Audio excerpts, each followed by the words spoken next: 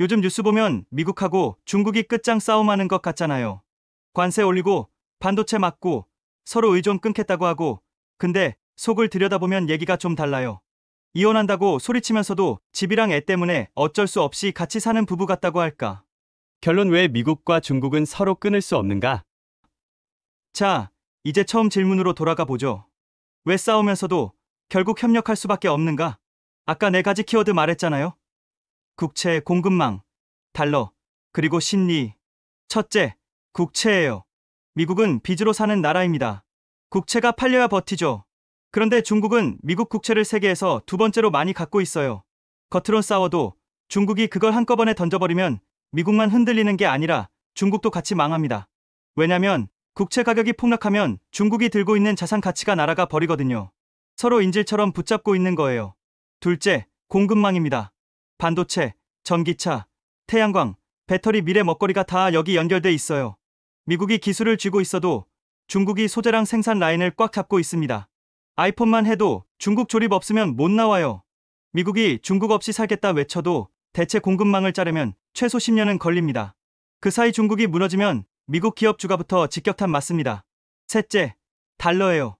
미국 패권의 핵심은 달러가 세계를 계속 도는 겁니다. 그런데 중국은 세계 최대 교역국이죠. 중국 무역에서 달러가 돌지 않으면 달러 패권 자체가 흔들립니다. 그래서 미국도 중국을 완전히 숨 막히게 만들 수가 없는 거예요. 아이러니하죠. 달러를 지키려면 중국 경제도 살아있어야 합니다. 마지막은 정치적 심리입니다. 중국 입장에서는 미국이 완전히 적으로 굳어버리면 문제가 커집니다.